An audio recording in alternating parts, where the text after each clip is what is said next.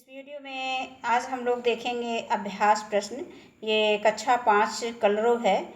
इसमें आज हम लोग इसमें देखेंगे कि पाठ 14 भक्त नीत माधुरी से संबंधित जो प्रश्न दिए गए हैं उनका उत्तर इस वीडियो में हमें देखना है। तो सबसे पहले हम देखते हैं कि इसमें प्रश्न संख्या 1 दिया गया है, बोध प्रश्न, उत्तर लिखिए। तो पहला प्रश्न दिया गया है कि मीरा ने कृष्ण के किन गुणों का बखान किया है। तो इसको हमने सुविधा के लिए अपनी उसमें कॉपी में नोट कर लिया है।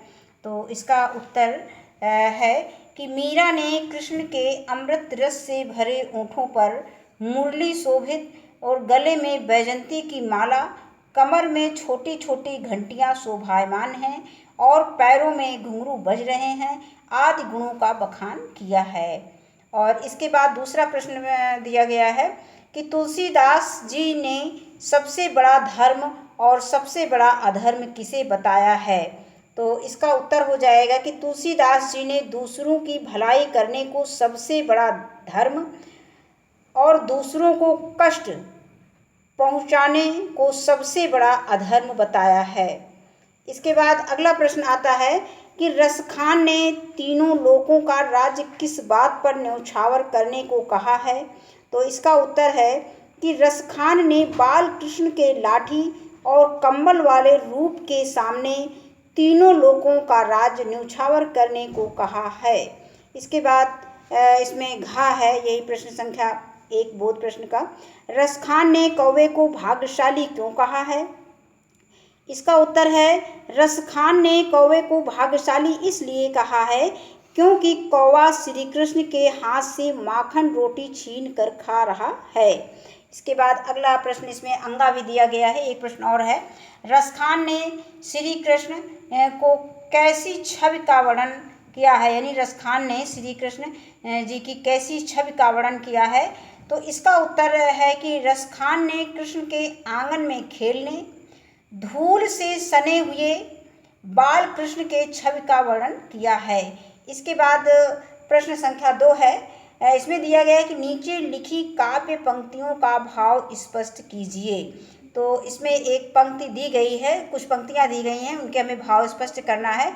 तो इसमें पहली पंक्ति जो दी गई है, दिया गया है कि काग के भाग बड़े सजनी, हरि हाथ सो ले गयो माखन रोटी। अब इसमें इसका हमें भाव लिखना है। तो प्रस्तुत पंक्ति में रसखान जी कहते हैं कि कौवे के भाग्य बहुत अच्छे हैं जो भगवान श्री कृष्ण के हाथ से माखन और रोटी छीन कर ले गया। और इसके बाद अगला इसमें अगली पंक्ति दी गई है नंबर खा। कौटिक के काल घोट के धाम, कुरील की कूजन ऊपर वारों। अब इसमें प्रस्तुत पंक्ति में रसखान जी कहते हैं कि करील के उन बगीचों जहाँ बाल कृष्ण विचरण करते थे, यानी जहाँ बाल कृष्ण घूमते थे, के ऊपर सोने के करोड़ों महलों को निछावर करने को तैयार हैं।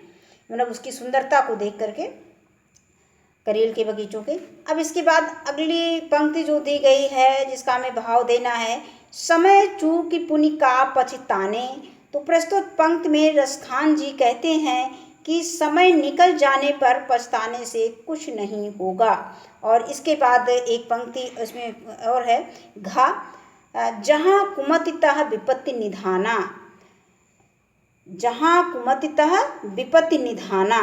तो प्रस्तुत पंक्ति में कवि कहते हैं कि जहाँ खराब बुद्धि होती है वहाँ एक के बाद एक विपत्तियां आती रहती हैं, अर्थात विपत्तियों का अंबार लगा रहता है। इसके बाद अगली पंक्ति दी गई है कि मीरा प्रभु संतन सुखदाई भगत बछल गोपाल।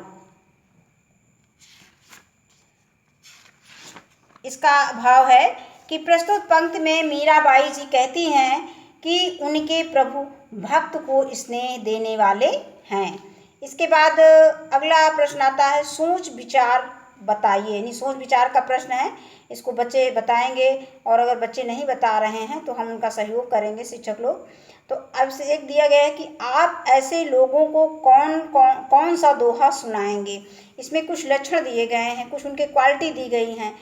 तो उनको उनको देख करके आप उन पर कौन सी कविता आप सुनाएंगे, ये हमें देना है। तो ये हमें बच्चों से पूछना है पहले। जो अपना काम समय पर नहीं करते और बाद में पछताते हैं, तो उन पे हम कौन सा दोहा बोलेंगे? का वर्षा जब कृषि सुखानी। और इसके बाद है जो आलसी हैं उनके लिए कौन सी कविता हम कहेंगे? तो कादर मन कहूँ एक अधारा, दैव दैव आलसी पुकारा।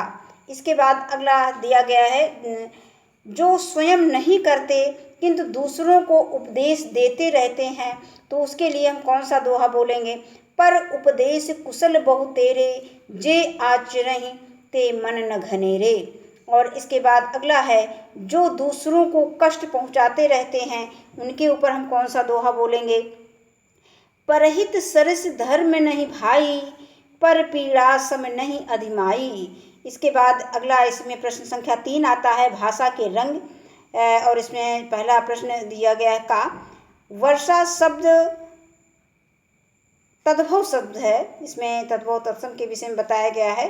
तो वर्षा दिया गया है, वर्षा जो है ये तद्भव शब्द है जिसका तत्सम रूप वर्षा है। इसी प्रकार नीचे दिए लिखे तद्भव शब्दों को तत्सम रूप को कोष्ठक से छांट कर लिखना है। इसका हम प्रश्न जो है किताब में देख लेंगे। उसके बाद इसका उत्तर हमने लिख दिया है। ये तद्भव है, तत्सम है, पुस्तक में दिया गया है, उसी के आगे इसमें लिखना है। तो कादर, कादर तद्भव शब्द है, कादर का तत्सम कायर हो जाएगा। धर्म का तत्सम हो जाएगा धर्म। भाग का भाग्य। और धूल तद्भव है, इसका तत्सम हो जाएगा धूलि। और श्याम का तत्सम हो जाएगा श्याम। और आधारा का हो जाएगा आधार। और माखन का तत्सम हो जाएगा मक्खन। कुशल का तत्सम कुशल हो जाएगा। अब इसके बाद इसका खा है कि अधूरी पंक्तियों को पूरा करो।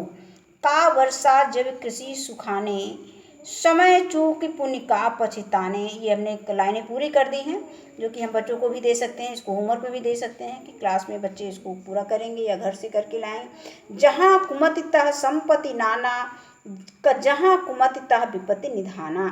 इसके बाद है, परहित सरिस धर्म नहीं भाई, पर पीड़ा सम नहीं अधिमाई। तो ये कुछ अधूरी पंक्तियाँ थी, पंक्तियों को हमें किताब में दिए गए पंक्तियों की सहायता से पूरा करना था, तो ये पूरे हो गए। इसके बाद इसमें जो अंतिम प्रश्न आता है कि मेरे 2 प्रश्न, पाठ के आधार पर 2 सवाल बनाइए। वैसे तो इसमें बहुत सारे प्रश्न बन जाएंगे, लेकिन 2 प्रश्न हम इसमें दिए हैं। मीराबाई किसकी भक्त थी? और इसके बाद दूसरा प्रश्न हमने बनाया है, रसखान का जन्म कब और कहाँ हुआ था? तो आज की वीडियो में बस इतना ही। धन्यवाद।